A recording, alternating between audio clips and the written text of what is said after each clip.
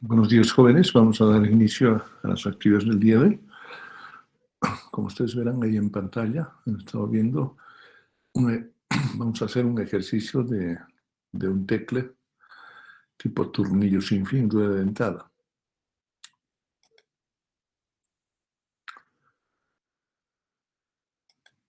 Entonces, en primer lugar, pues voy a hacer una descripción muy rápida.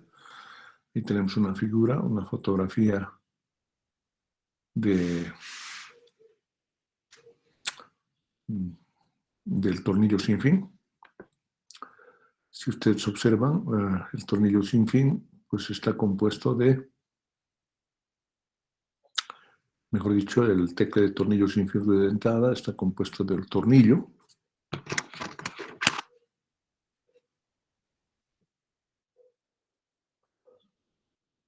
Ahí está el tornillo. Este es el tornillo sin fin. Esta es la rueda dentada. El tornillo sin fin está conectado a la polea de accionamiento, que es esto que estamos poniendo en círculos, número 4. Aquí están en números, ¿no? 1 el tornillo, es esto. Aquí está. 2 la rueda dentada, que es esta segunda. 4 la polea, 3 la polea de la carga. Polea de la carga está acoplado a la polea dentada, es esta. 3. 4 la polea de accionamiento, es esta. 5 la cadena de tracción, esto. 5. Cadena de tracción. O cadena de la carga también. 6 la cadena de accionamiento, ¿no? 7 el trinquete más gatillo. Aquí está, trinquete más gatillo, es el freno de seguridad. Tiene un engranajito al cual se inserta un gatillo. 8 los ganchos de sujeción. Aquí tenemos también gancho de la carga y el gancho de sujeción a una parte fija. 9 carcasa. Por supuesto no estamos viendo aquí la carcasa, pero la carcasa es ese elemento que cubre, que aquí estamos viendo. Está cortado aquí. Entonces esto es así, ¿no? Una especie de triángulo. Que podemos ver en esta página. Está la carcasa que está sujetando. Es un esquema.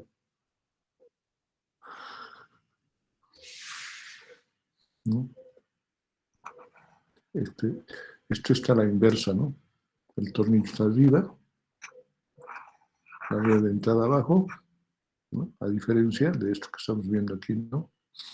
El tornillo está abajo, ¿no? Que es lo mismo, solamente que está en otra posición. Entonces tenemos aquí la polea móvil también, que no hemos hecho referencia aquí aquí podemos poner la polea móvil, por decir 9 carcasa, 10 polea móvil. Si ustedes quieren, le ponemos también el nombre ese.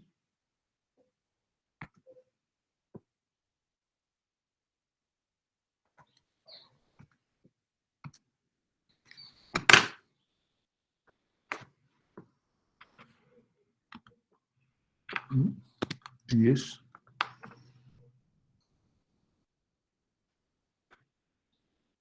Polea móvil.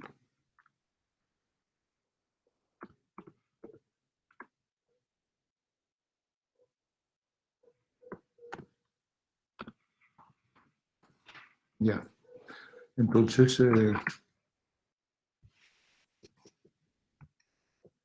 esta es la polea móvil.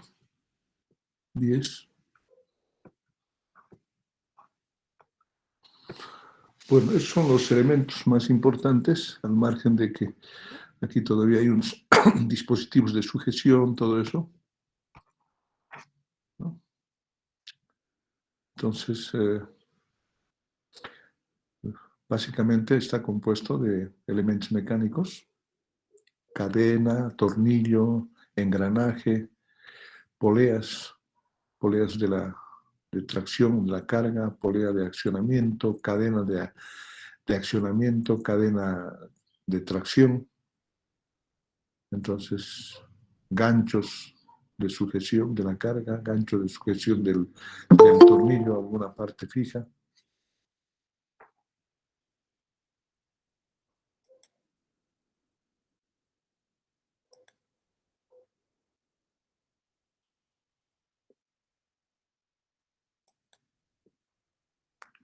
Bueno, entonces, teniendo entonces cómo funciona esto.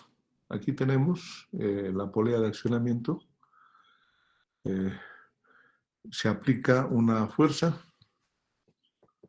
ya sea para subir o descender, así. Aquí a la cadena hay que aplicar una fuerza, F. Si ustedes quieren podemos también dibujarlo eso, ponerle su fuerza aquí. Puede ser para más o para menos, F. Puede ser en ambos sentidos, ¿no? Para el descenso y para, digamos, el positivo es para subir. Es decir, podemos hacer esto que sea más para subir, ascenso, y para descender, pues menos, ¿no? Menos F. Entonces iremos en sentido contrario. Por decir, ¿no? Yo no sé evidentemente cómo está esto, ¿no? Solamente hay que ver la configuración del eje, de la dirección, todo eso. O será que estas fuerzas vengan aquí también, ¿no? Aquí. No sabemos si esto es así o es en sentido contrario, ¿no? Bueno, de todas maneras, entonces, ahí tenemos todos. Con esta fuerza de accionamiento, o sea, con esta polea, se acciona, entonces gira en un sentido el tornillo, hace rotar a este engranaje, porque está en contacto con el engranaje,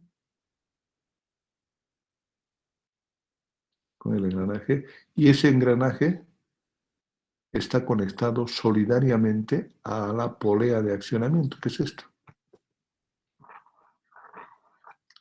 Está solidario, ¿no? En algunos casos puede fabricarse una sola pieza o esta pieza está sujeta de alguna forma con este engranaje. Entonces, hace girar en un sentido, hace girar en el mismo sentido esto, o sea, es para el ascenso. Aquí, por ejemplo, está sujeto a una parte fija. Esto podemos sujetar aquí, ¿no? Alguna parte. Aquí lo estamos simbolizando, que está sujeto. Y esto, cuando gira en el sentido, por lo menos aquí en la figura estamos viendo, cuando gira en el sentido, pues asciende. Pero cuando gira en el sentido contrario, es desciende la carga. Y al final de este tornillo, que está ahí en el mismo eje, el eje está conectado con el tornillo sin fin a la polea de accionamiento, se tiene aquí el freno de seguridad, que es el trinquete con gatillo. Trinquete es este engranaje, ¿no? Este engranaje que estamos viendo del trinquete, más o menos tiene esta configuración, que lo voy a dibujar aquí.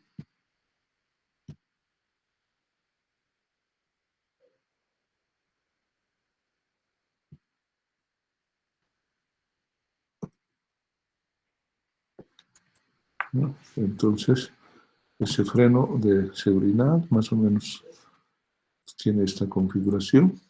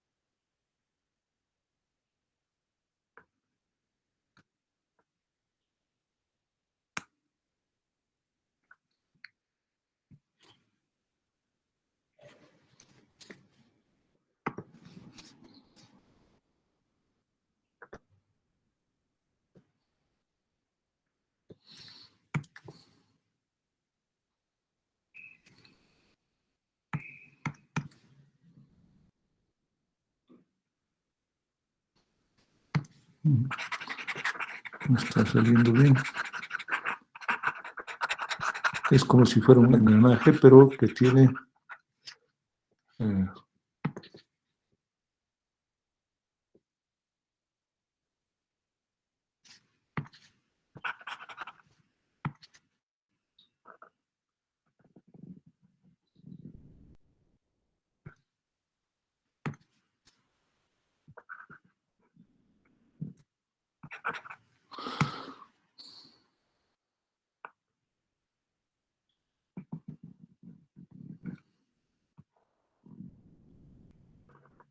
ya más o menos.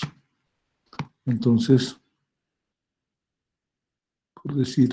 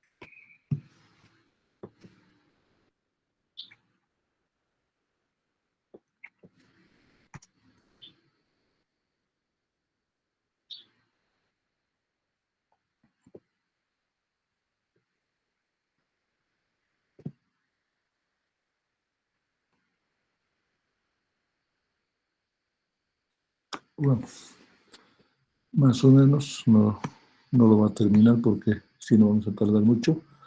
Más o menos así es, ¿no? Alrededor viene así y se inserta un gatillo.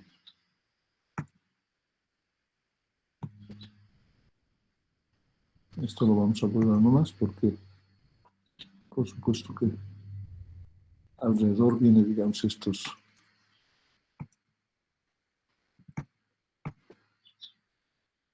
Esto es una especie de engranajes que unos dientecitos tiene.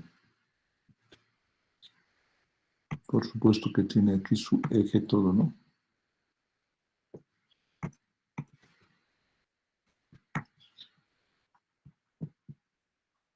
Entonces esto viene estos dientes así, más o menos, ¿no?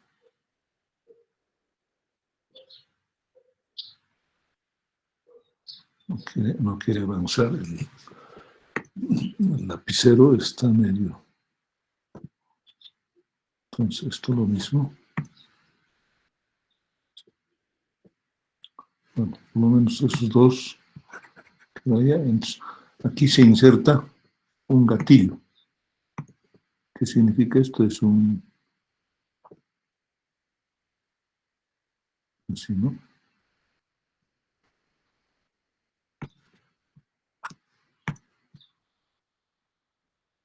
Un dispositivo de seguridad. Así. Entonces, esto tiene su resorte. Si en un sentido gira, si en el sentido gira, ahí se tranca cuando retorna, ¿no? Eso es más o menos esta configuración. Esto se llama gatillo. Este es el trinquete. Por supuesto, el trinquete con estos dientes, ¿no? Es de una sola pieza. Solamente que para dibujar aquí lo he hecho así. Esto también no debe existir. Por supuesto que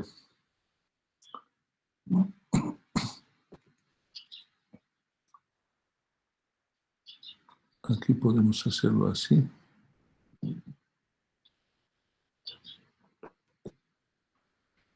Entonces,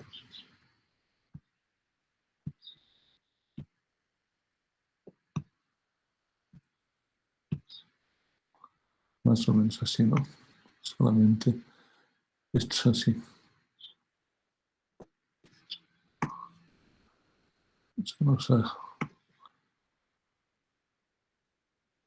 Por supuesto que aquí vienen los otros dientes, ¿no? No lo estoy dibujando todo.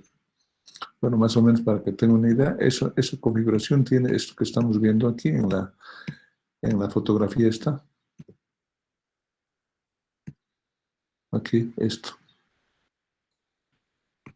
Aquí estamos viendo. Es el trinquete y su gatillo está aquí.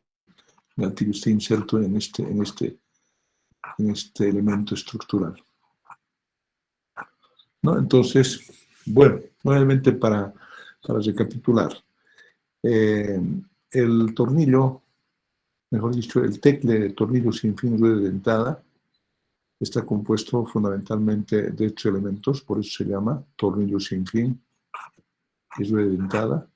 Por la interacción mecánica entre estos dos elementos, es posible de girar en un sentido o en otro sentido, y pues de esa manera nosotros podemos utilizar este mecanismo para elevar, ¿no? Porque es un mecanismo, ¿no? El engranaje con el tornillo. Entonces, por supuesto que estos, eh, el sistema o el mecanismo tornillo sin fin, rueda dentada, es súper seguro en cuanto se refiere eh, a seguridad del ascenso y descenso, ¿no? Porque el mismo tornillo es un tornillo que frena. Porque el tornillo sin fin, rueda dentada, es, por la interacción entre estos dos, como esa interacción es friccional, entonces eh, sirve también como elemento de frenado, ¿no? Frenado. Eso ya vamos a ver durante el cálculo. Entonces, vamos a empezar a dar lectura al planteamiento del problema, que dice, es un tecle manual, por supuesto es un tecle manual, puede ser también motorizado, eso no es ningún problema, sin fin, es un tecle manual de tornillo sin fin cadena. Se tienen teniendo los siguientes datos: reducción del tornillo sin fin 1 a 30, es decir, en este caso, por ejemplo, tiene 30 dientes el engranaje y el tornillo es de uno solo, ¿no? Un solo diente, solo filete. Diámetro de la polea de accionamiento, 300 milímetros, este es, de 1. Fuerza manual aplicada a la cadena, 25 kilogramos. Entonces hay que calcular la capacidad máxima del tecle. 2, las dimensiones de la cadena para cada polea. polea de la carga y polea de accionamiento. Y como datos complementarios tenemos asumir todos los rendimientos y datos necesarios. Entonces, desarrollo del problema. La cadena de accionamiento, maniobra, es esto. Elegir de la tabla 3.5 de la página 16 del libro de Haroldo Vinagre Brasil, DIN 766. Esa es la cadena de accionamiento que hay que elegir, ¿no? Cadena de eslabones, es decir, es una cadena de eslabones esto, como ustedes verán, no es una cadena articulada. Cadena de eslabones se llama. Para la polea de accionamiento, cuyas dimensiones son estas. O sea, de esta tabla, nosotros elegimos eso, ¿no? Entonces, tenemos un diámetro nominal de 5 milímetros, el paso 18,5, la longitud del eslabón 17 milímetros, ¿no? Y con todos esos datos empezamos el cálculo. Para el cálculo, pues, el planteamiento del problema nos dice que determinar la capacidad, es esta la capacidad. Aquí he dibujado aquí la carga que está sujeto a través de estas eslingas. Estas eslingas también pueden ser de cadena, ¿no? Así.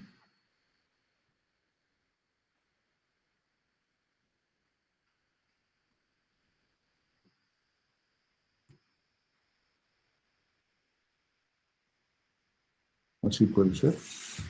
Está sujetando una carga y la carga es esta, Q.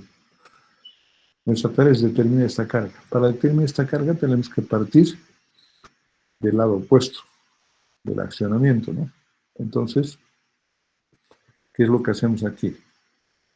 Aquí tenemos un marco teórico, es decir, un desarrollo teórico para hacer los cálculos.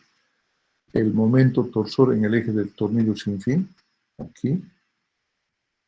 El momento torsor que hay que aplicar aquí en el tornillo.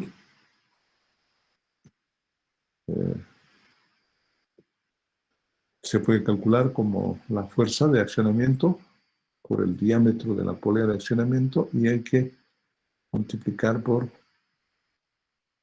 los rendimientos correspondientes. El rendimiento de apoyos y el rendimiento de la polea de la cadena. Así es. El rendimiento de apoyos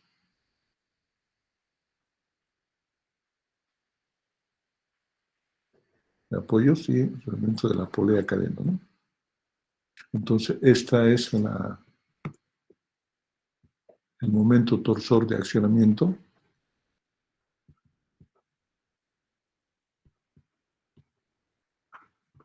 De accionamiento. Y este es, ¿no?, el momento torsor de accionamiento. El momento torsor en el eje de la corona,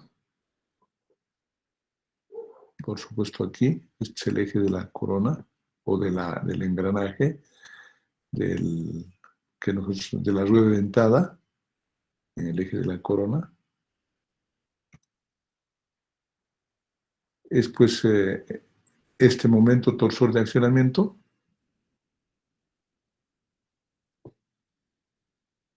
Este momento torsor de accionamiento que hay que multiplicar por la relación de transmisión, por el rendimiento de la rosca, por el rendimiento de los apoyos y por el rendimiento de la polea de la cadena. ¿No? Si ustedes observan, por ejemplo, aquí este es el eje. En este eje tenemos poleas, tenemos apoyos, porque se está apoyando sobre la carcasa. Entonces, rendimiento de apoyos, rendimiento de engrane y rendimiento, pues, de apoyos de la rosca también. Hay que tomar en cuenta el rendimiento de la rosca, rendimiento de los apoyos y el rendimiento de la polea cadena, ¿no? La relación de transmisión está dada es un parámetro que nos hemos asignado como dato de cálculo, que es esto, aquí está, y de 1 a 30, entonces y es 30. Entonces, ¿qué es lo que hacemos aquí? En este marco teórico lo que estoy haciendo es explicando, pues, que se utiliza aquí las leyes de Newton. Esta segunda ecuación generalmente se llama la ecuación de Euler. El sumatorio de los momentos torsores es igual a IF alfa. En este caso, nosotros no tomamos en cuenta las fuerzas inerciales, entonces I por alfa es 0. ¿Y por qué no se toma en cuenta? Porque las velocidades son bajas, ¿no? O supuestamente podemos partir también de la hipótesis de que la velocidad angular es constante. Entonces, cuando la velocidad es constante, si ustedes quieren aquí, pues le ponen eso, ¿no? Velocidad angular constante.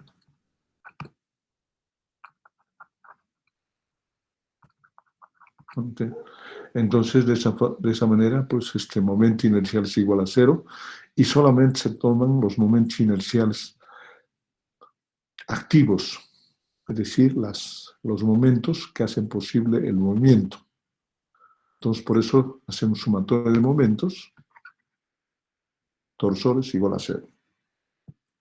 Entonces, aquí en la sumatoria de los momentos torsores tenemos una fuerza de accionamiento y una fuerza de la carga, ¿no? Entonces, los rendimientos totales son el producto de los rendimientos parciales, el rendimiento del tornillo, de los apoyos, ¿no? Y de la polea cadena. Entonces, eso es lo que hacemos aquí, ¿no? Por eso está aquí incluso estoy haciendo esto lo vamos bordando más para no cruzar dos cosas. Utilizamos un método estático, por eso esto es 0. ¿Y por qué es un método estático? Porque las velocidades son bajas, ¿no? ¿No? Podemos asumir directamente que es como si no tuvieran velocidad, pero sí tiene movimiento. ¿Y esto por qué se escribe así? Pues esto lo ha desarrollado D'Alembert, ese científico francés, que por eso se dice el principio de D'Alembert. Entonces lo que se hace aquí es para que no se... Utilizamos un método estático para solucionar problemas dinámicos. Y D'Alembert, ¿qué es lo que hace? Para que no sea estático, él simula un desplazamiento infinitesimal, D'Alembert, ¿no? Y esto lo hace por decir un desplazamiento delta phi igual a 0. O sea, por eso decimos que utilizamos un método estático para resolver problemas dinámicos.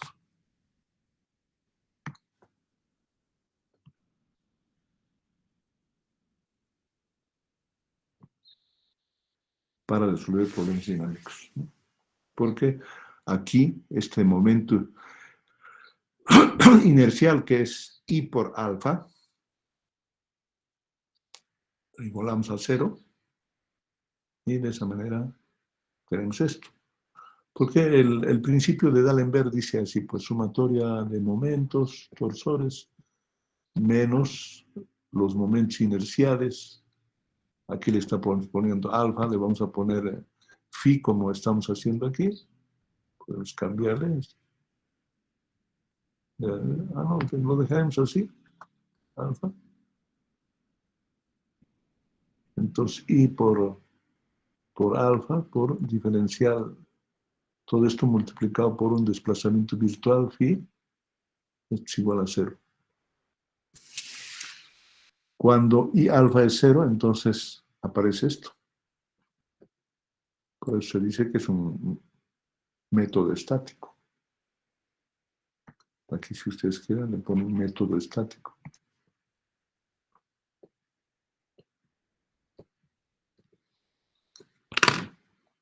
Entonces, Si ustedes observan, por ejemplo, a ver, vamos a hacer una comparación de todo esto que estamos haciendo, porque es importante, ustedes no están aprendiendo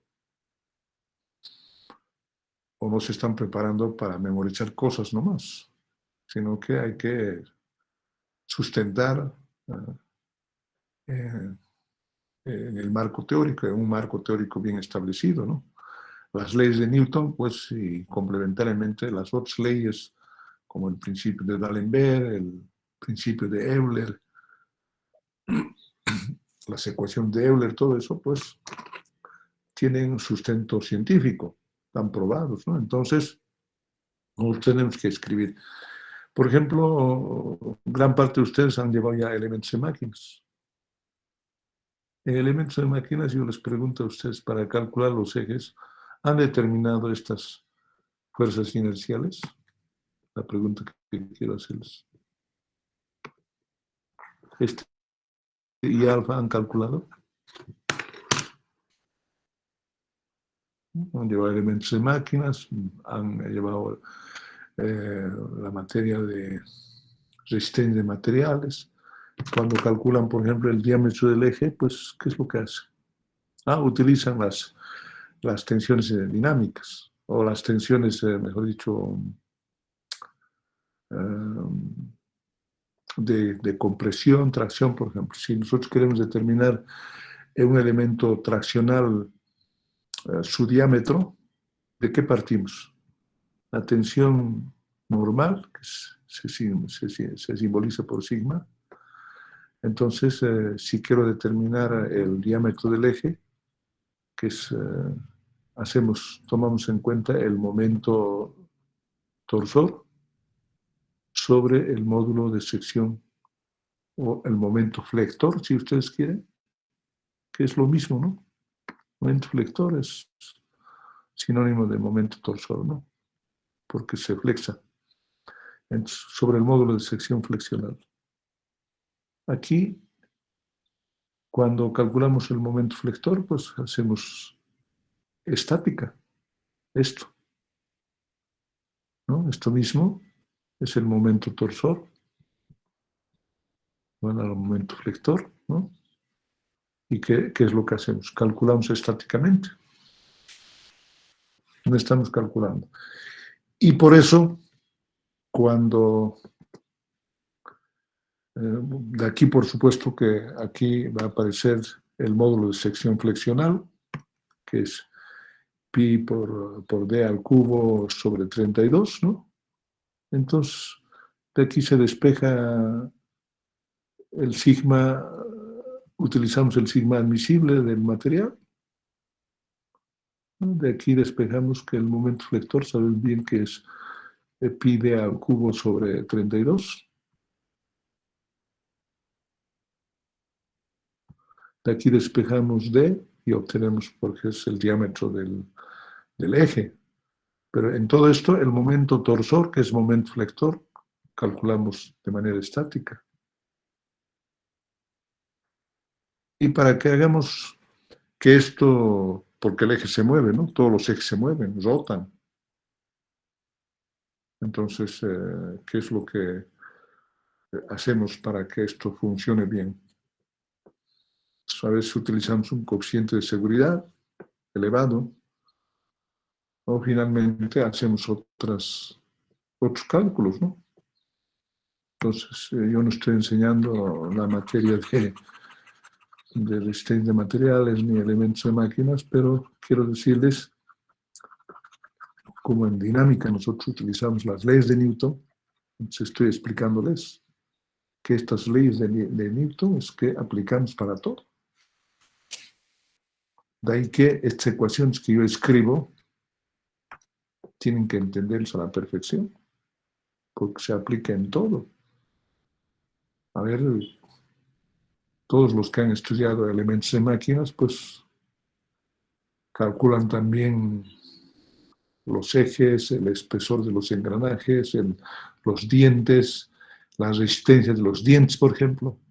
Los dientes, por ejemplo, están sometidos a tensiones de flexión y tensiones normales, por supuesto, ¿no? Entonces,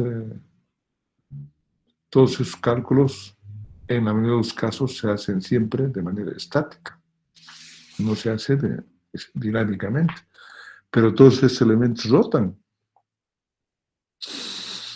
Y en algunos casos rotan a altas velocidades, ¿no? Bueno, eso es como complemento para que ustedes vean por qué nosotros utilizamos este método estático. Entonces, lo que hacemos en este ejercicio es eso. Esta ecuación tan sencilla, ecuación matemática de D'Alembert, esto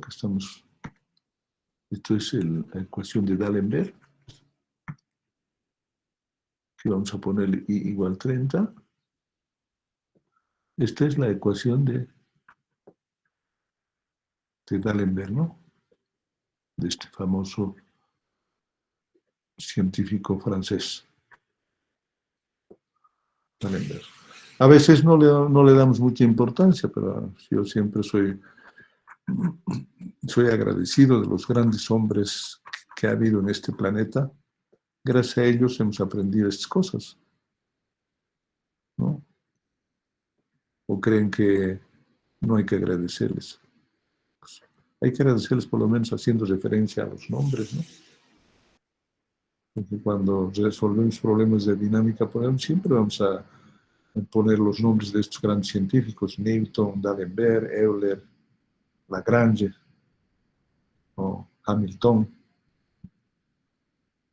Sí, y en eléctrica también, por ejemplo, voltajes se lleva el nombre de un físico italiano, Volta, ¿no? Bueno, de todas maneras es un poco para que complementemos estos cuando hablamos de estas ecuaciones, ¿no? Aquí entonces el momento torsor, yo puedo hacer desaparecer el diferencial de phi y directamente accioné, escribo esto: momento de accionamiento menos momento de la carga. Y esta ecuación siempre hemos escrito en todos en las gatas de tornillo también. Momento de accionamiento igual al momento de la carga. Entonces, en este caso, pues el momento de accionamiento es esto, a 0. MT2 es igual a MT2. Entonces, calculamos de esta manera. Entonces, en esta ecuación matemática, el rendimiento de la rosca calculamos lo mismo que hemos hecho en las gatas de tornillo. Para determinar el rendimiento en ascenso, esto es en la subida, ¿no? En la subida, entonces tangente de alfa, porque en la subida es la más elevada, ¿no? Entonces, es decir, en la subida el rendimiento de la rosca es más importante, me refiero, ¿no? Porque en el descenso, pues, no nos afecta mucho. Entonces, esto podemos poner ascenso también, o subida, no sé. En las gatas de tornillo hemos hecho lo mismo, hemos calculado también esto. Entonces, es tangente de alfa sobre tangente de alfa más phi. Alfa es el ángulo de inclinación del tornillo. Alfa es el ángulo de inclinación. Y phi es el ángulo del coeficiente friccional, ¿no?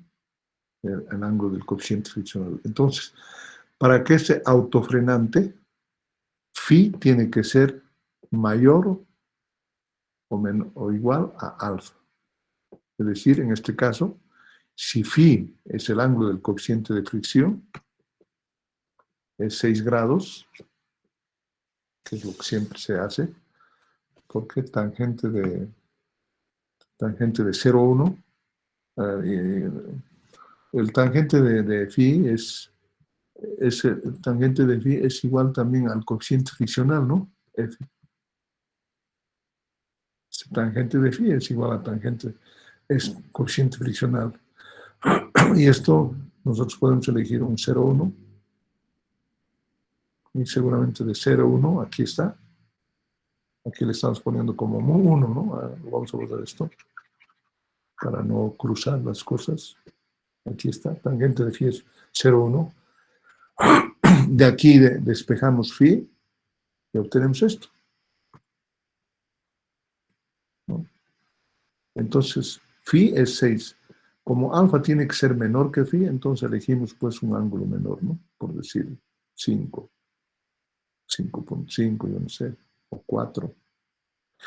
Y los rendimientos de los apoyos, podemos elegir 0.95, los rendimientos de la polea de la carga 0.94, y con estos datos calculamos. MT1 calculamos en los apoyos, por decir, porque aquí estamos en este momento de la carga. MT2, hay que calcular MT1, y ese MT1 calculamos con esta ecuación matemática.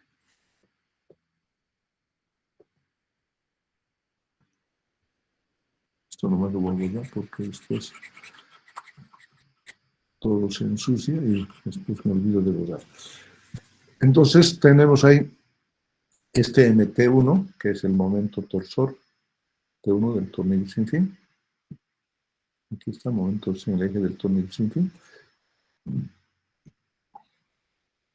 Escribimos nuevamente aquí. Es F por T1 dividido entre 2 por los rendimientos a poleas. En este caso se elige de los apoyos 0.94 y de la polea 0.94 también. Polea cadena. Entonces, calculamos y el MT1 va a ser 3.313,5 kilogramos milímetro. Entonces este MT1 vamos a utilizar en el cálculo del momento de accionamiento, MT2, es esto. Aquí está MT1 y esto es el 30, M del tornillo, calculamos. Aquí el M del tornillo, si calculamos tangente de 6 grados, por decir, como hemos hecho en el ascenso, está escrito también aquí en el ascenso, y dividimos entre 6 más 5, 5 es menor que 6 grados, entonces alfa le estamos aproximando a 6, por ejemplo. Eso no afecta en nada para que esto no sea muy pequeño. Entonces, el rendimiento del tornillo es 0.5. Entonces, elegimos también los rendimientos de apoyo 0.95 en los que son cojinetes y el rendimiento de la cadena polea 0.94. Con esos datos calculamos, que nuevamente estoy poniendo, reemplazamos todos los datos aquí.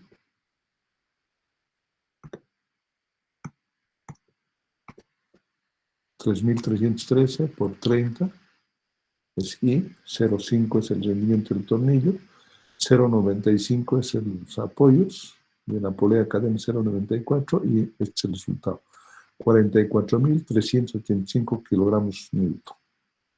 Entonces, lo que hacemos es, con este momento torsor, calculamos primero el diámetro, elegimos una cadena,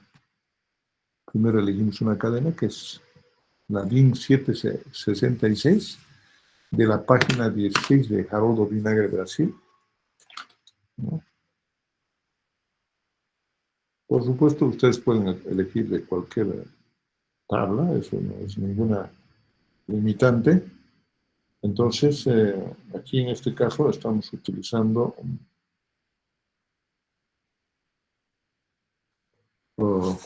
la norma DIN de la página 16. Y en esa página 16, pues, elegimos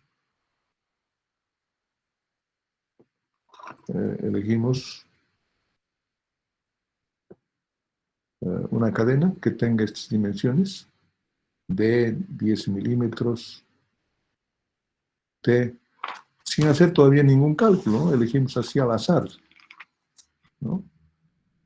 Tenemos el diámetro D, que es 10 milímetros, ¿no? Para esos 10 milímetros vamos a tener un paso T de 28 milímetros y un largo de 34 milímetros. Carga. Y una carga útil de 1000 kilogramos. ¿No? Una carga útil.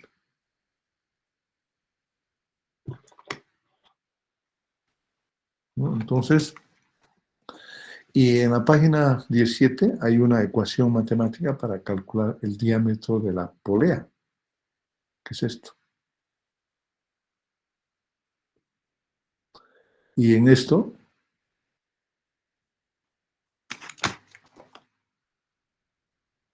en el texto está en el texto de Haroldo Villano de Brasil.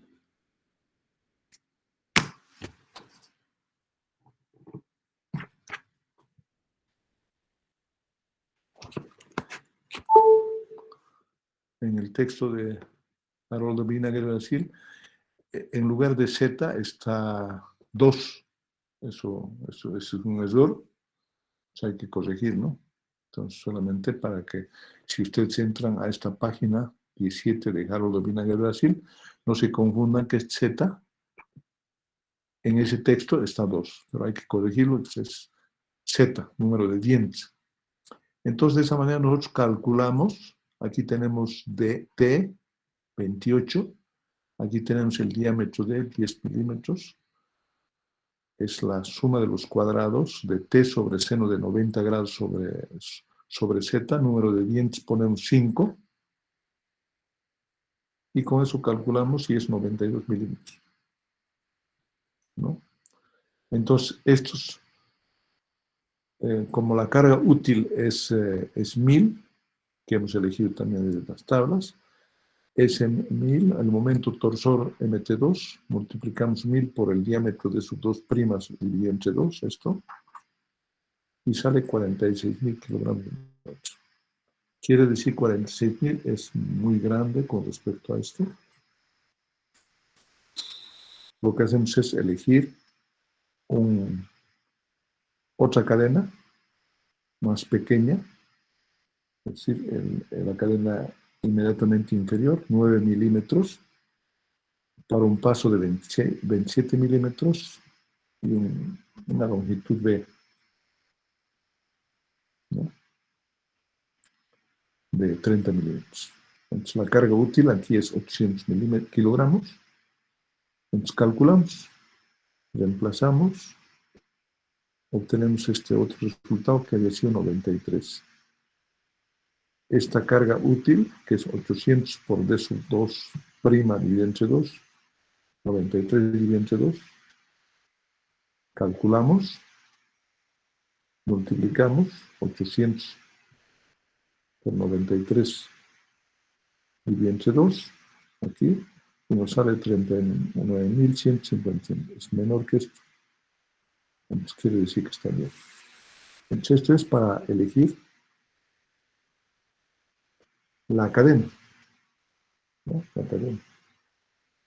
Entonces, el momento torsor pues nos sirve, digamos, para comparar, ¿no?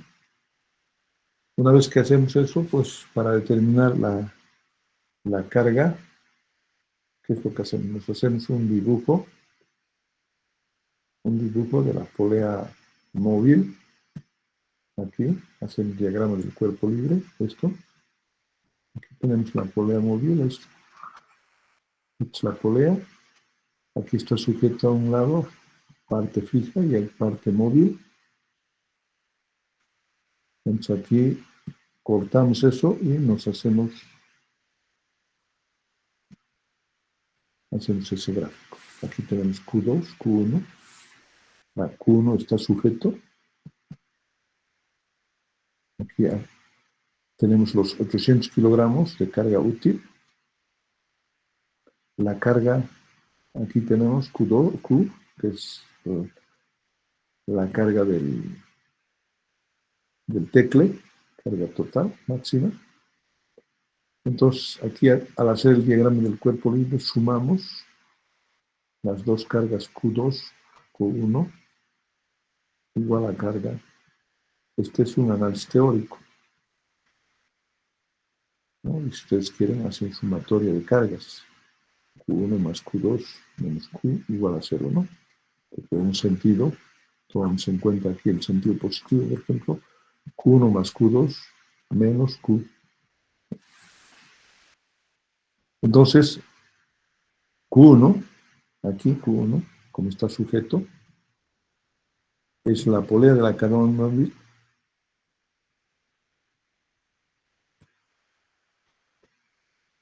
es el rendimiento de la polea de la cadena móvil por Q2. Y si nosotros reemplazamos en esta ecuación, entonces va a ser Q1, va a ser esto, Q2, 1 más, o sea, reemplazamos esto aquí y obtenemos este resultado, donde el rendimiento de la polea de la cadena móvil podemos elegir un 0,93 y con eso calculamos la capacidad del tecla. Q2 sabemos bien de que es 800 kilogramos la carga útil. Sumamos 1 más el rendimiento de la polea de la cadena móvil. Esta es la polea, este es el rendimiento. Pues el rendimiento hay que entender que hay rendimiento de apoyos y rendimiento por la flexión de la cadena. Eso es este rendimiento. Porque no hay que tomar solamente rendimiento por efecto de la fricción. Pero hay dos tipos de fricción. Fricción en el eje y fricción al pasar por la polea. Eso se calcula así, ¿no? Eso se pone un dato, ¿no? Puede ser 0,93, 0,92, inclusive se puede calcular, ¿no? Bueno, reemplazando, obtenemos esto. 800 más 0,93 es 1544 kilogramos de fuerza, ¿no? Entonces,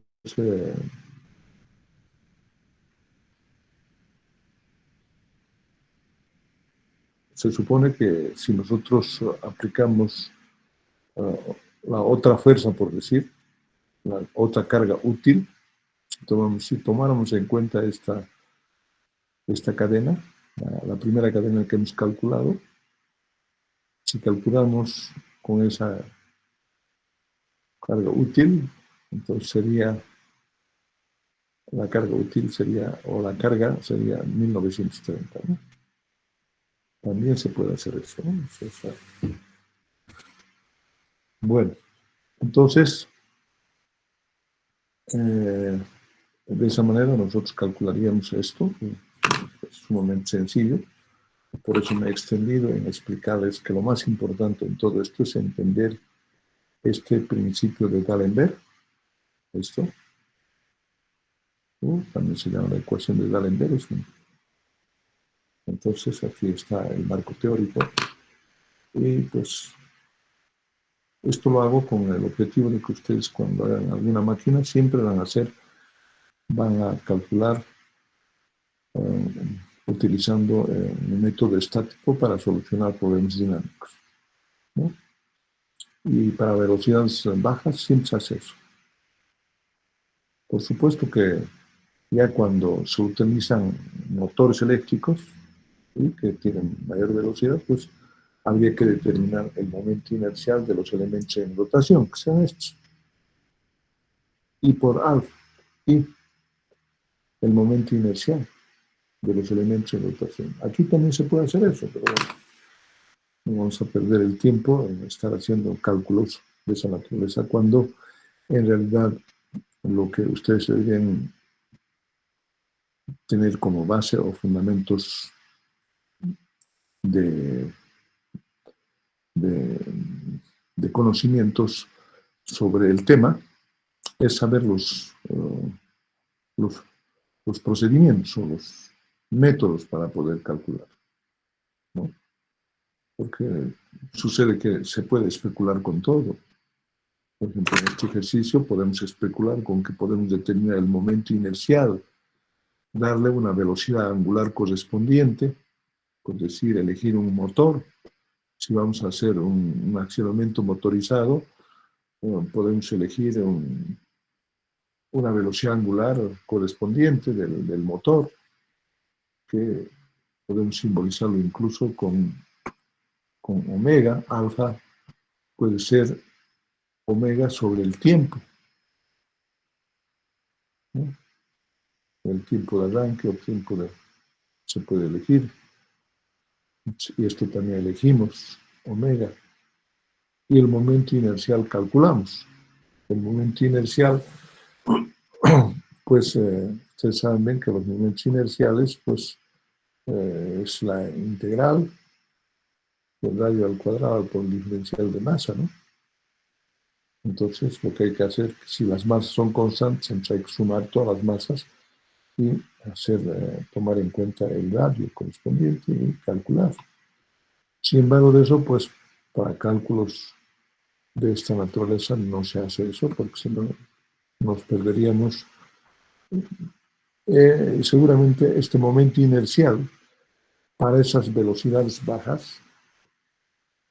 Si utilizamos un motor eléctrico, claro, va a ser una velocidad elevada, ya esto, por decir, puede ser un 30% del momento torsor estático. Entonces, si nosotros queremos calcular de manera rápida, podemos aumentar un 30% más.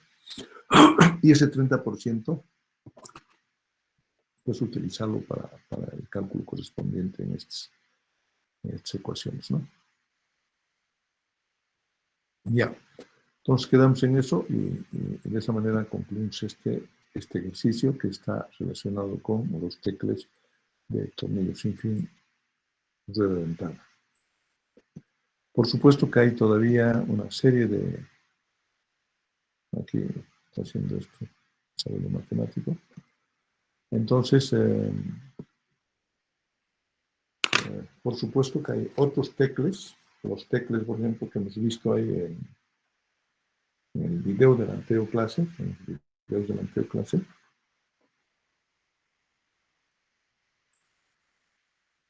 En los videos de la anterior clase vimos tecles de engranajes planetarios. Por ejemplo, esos tecles de engranajes planetarios nosotros podemos también calcular porque son tecles muy interesantes y de los que normalmente tenemos en el mercado, ¿no? Entonces, los tecles de engranajes planetarios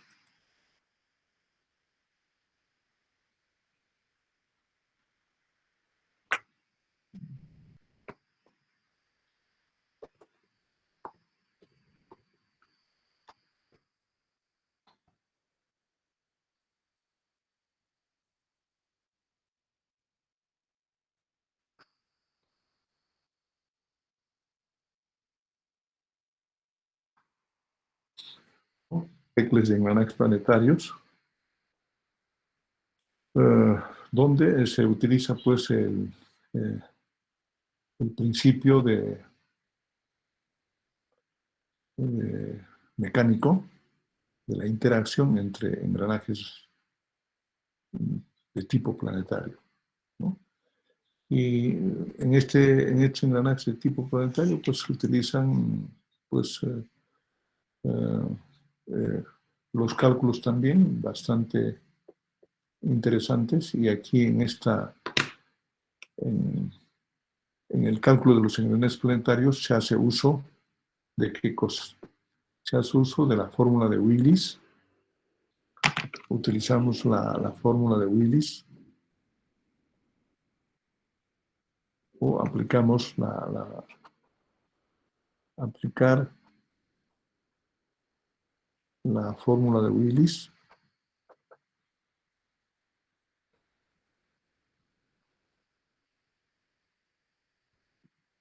¿no? Así se llama, la fórmula de Willis, y que consiste pues en la determinación de las velocidades en función de la cantidad de dientes que puede tener, ¿no?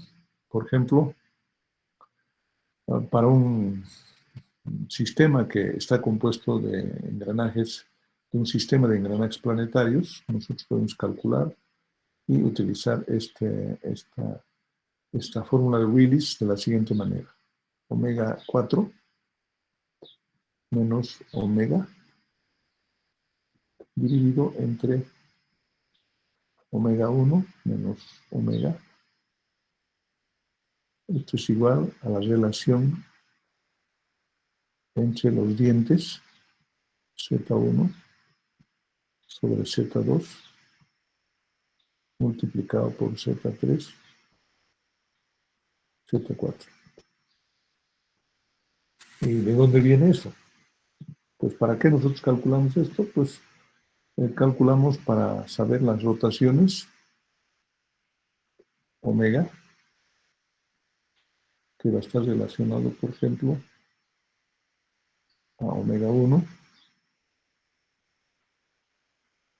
cuando está fijo, por ejemplo, esto, cuando omega 4 es 0, uno de los engranajes, en el sistema de engranajes planetarios que se usan para tecles, pues omega 4 generalmente es 0. Entonces nosotros podemos calcular solamente rotando omega 1 y haciendo los despejes correspondientes y determinamos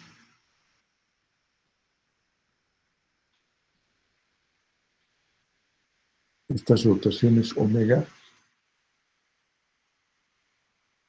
que básicamente es la biela del sistema de engranajes planetarios, así.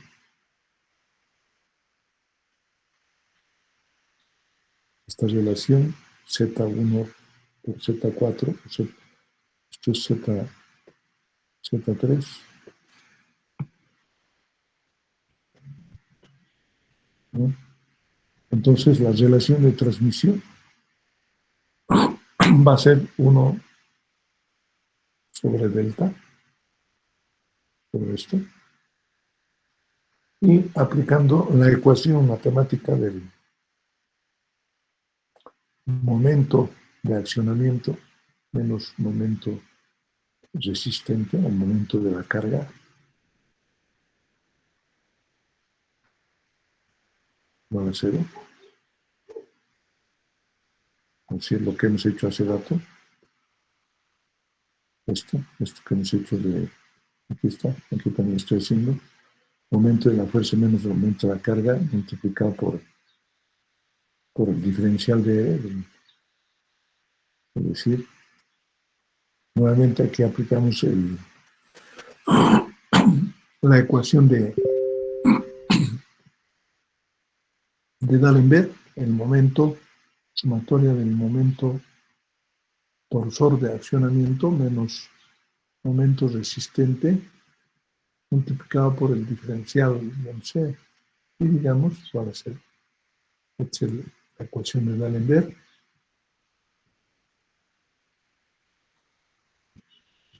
Que estamos aplicando. De aquí eliminamos diferencial de phi, entonces va a ser momento de accionamiento. ¿Cuál es el momento de accionamiento? Pues es la fuerza manual por el diámetro dividido entre 2 por esta relación de transmisión I por el rendimiento del sistema. Esto es igual al momento de la carga porque, o si ustedes quieren, restan también momento de la carga. Esto es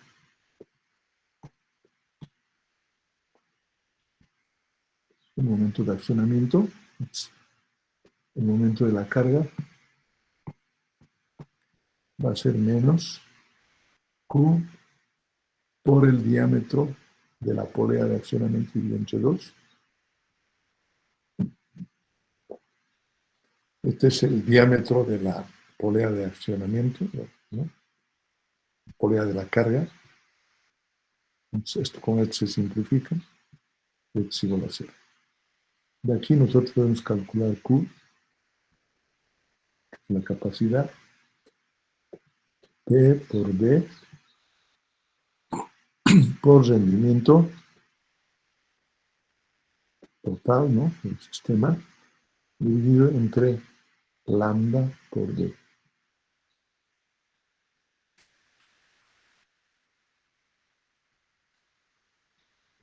Entonces, por supuesto que para este tipo de engranajes planetarios podemos elegir nuevamente la, la fuerza manual en 25 kilogramos, fuerza, o una relación entre los diámetros de las poleas de 1 a 3, ¿no? Es decir, la polea de, la polea de accionamiento B va a ser de una dimensión y 3 veces la polea de la carga. Y un rendimiento, pues, que aproximadamente sería relacionado con el rendimiento de los apoyos, el rendimiento de las poleas móviles por rendimiento de la polea de accionamiento, por rendimiento, en fin, prácticamente rendimiento total, mi, o sea, el producto de los rendimientos parciales, aproximadamente, pues, por elegir entre unos 0,06, 0, elegir aproximadamente entre un 0,65 hasta un 0,7, ¿no? Ya me calculan también. Eso para, en caso de que sea un engranaje planetario de 1000 kilogramos, 1500 kilogramos de capacidad, ¿no? Por decir.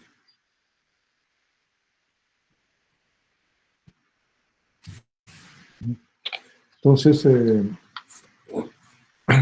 si nosotros nos hacemos un esquema de este tipo de engranajes planetarios, podemos hacer en esta figura, en esto vamos a hacer.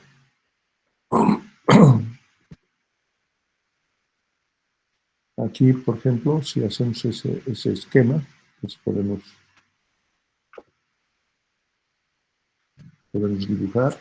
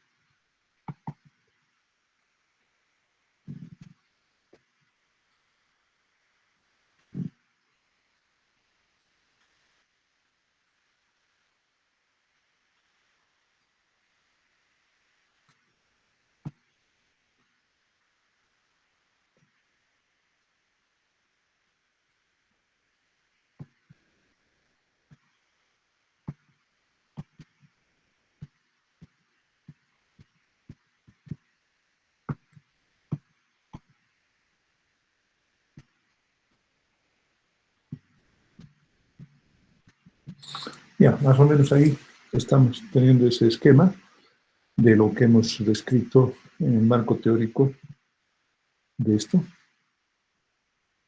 en el marco teórico de, ¿no?, donde aplicamos la fórmula de Willis.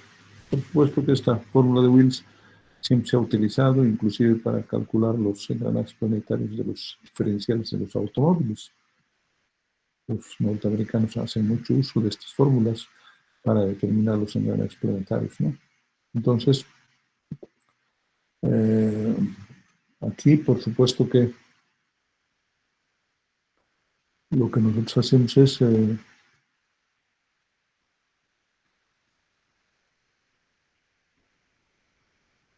más o menos así. Esta es la polea de la carga, y esta es la polea de accionamiento, ¿no?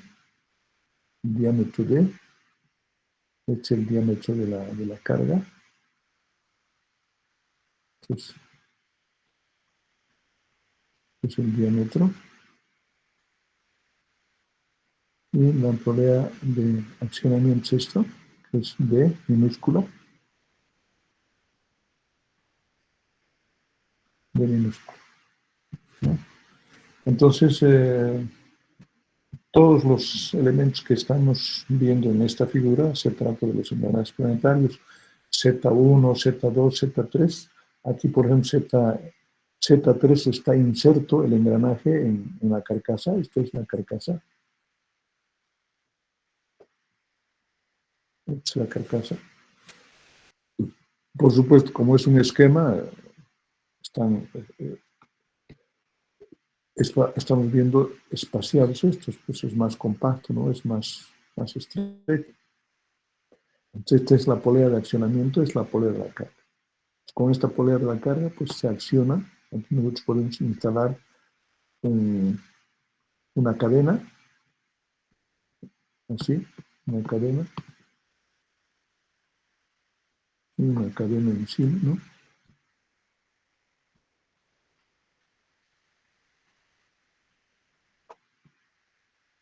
Más o menos para tener una idea.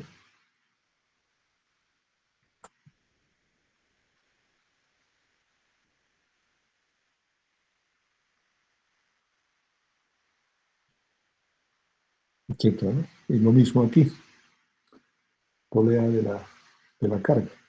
Por supuesto que tal vez aquí no estamos tomando en cuenta las dimensiones. La polea de la carga tiene que ser de dimensiones mayores, ¿no? Este es el eje. Estos son los ejes, ¿no?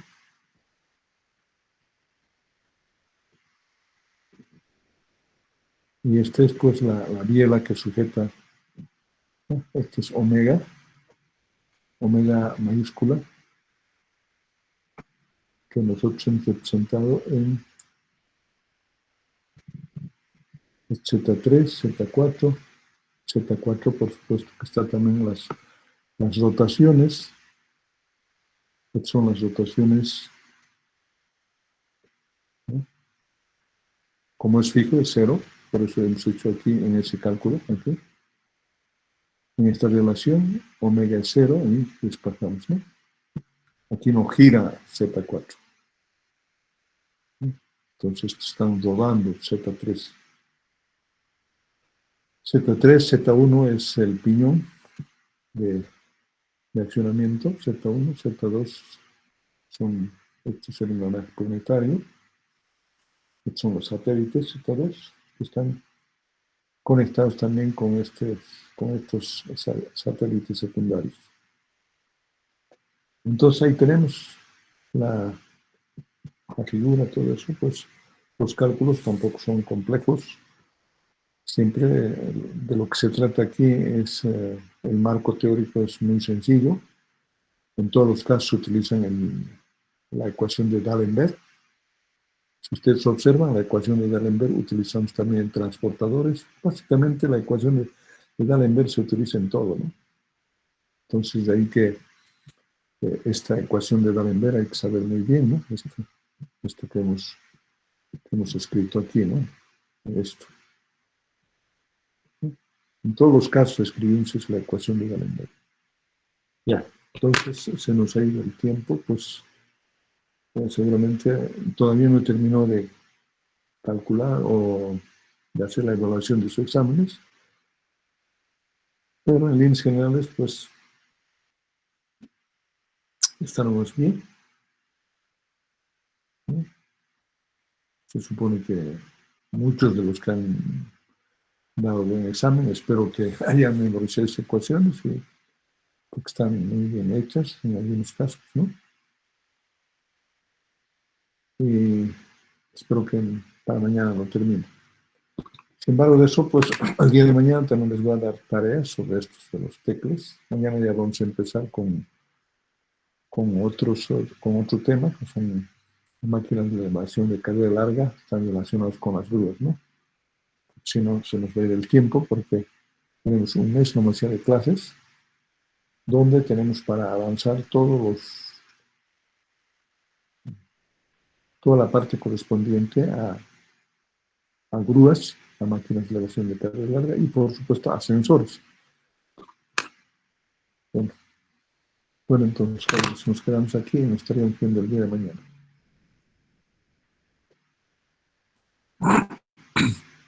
Hasta mañana, Inge. Y hasta mañana, jóvenes. Mañana, Inge. Hasta mañana.